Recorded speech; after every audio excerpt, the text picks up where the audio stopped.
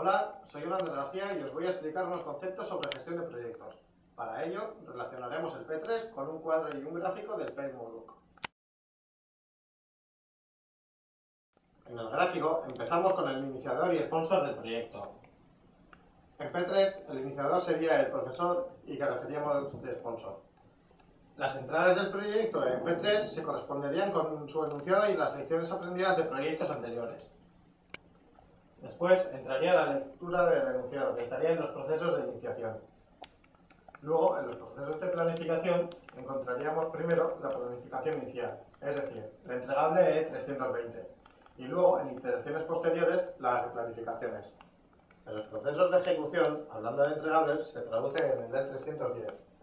Y, hablando de actividades, serían el desarrollo de la web, más la producción o búsqueda de otros vídeos, con todos sus procesos y subentregables que conllevan. En seguimiento y control encontraríamos el entregable 340 y en la última fase del ciclo de vida del proyecto, la de cierre, tendríamos el entregable de lecciones aprendidas. El entregable final de P3 sería el E310 y como usuarios finales, el cliente, el equipo de desarrollo del proyecto y cualquier usuario de YouTube con interés en gestión de proyectos. Los registros de proyectos serán los informes de seguimiento y control y lecciones aprendidas. Y como archivos de procesos estarán todos los entregables del proyecto. Ahora estableceremos relación entre los procesos mencionados en el cuadro 3.1 del PMBOK y las actividades del P3. Este proceso equivaldría al enunciado proporcionado por el profesor de la asignatura. Este trataría de identificar los interesados. Este proceso se correspondería con el documento de planificación del proyecto. El proceso de colectar requerimientos trataría de obtenerlos del enunciado proporcionado. Los otros dos son autocontenido. Todos estos procesos se llevaron a cabo en la planificación individual de cada miembro del equipo, menos la programación que equivale con la planificación del proyecto general. Estos se procesaron dentro de la planificación de dedicación.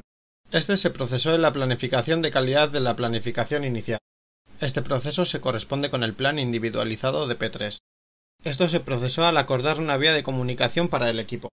Estos se procesaron en la planificación inicial, en el apartado de riesgos.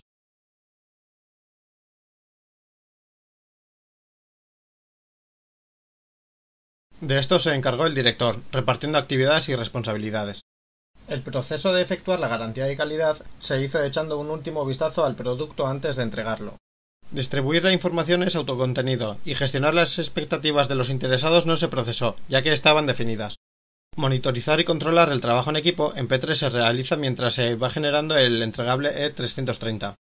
Verificar y controlar el alcance, que no se lleva a cabo en sí, son dos procesos que se van realizando mientras se cumple el alcance, una vez más por la corta duración y pocos requisitos demandados.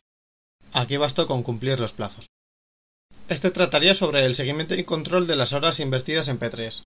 Efectuar el control de la calidad que, una vez cumplidos los mínimos, en P3 se definieron posibles mejoras y control sobre las ya realizadas. Este proceso equivaldría a colecciones aprendidas sobre los métodos de comunicación internos y externos.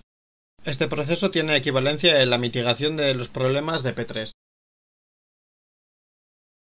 Este último se realiza cuando el proyecto se da por finalizado al entregar los entregables finales en su fecha límite.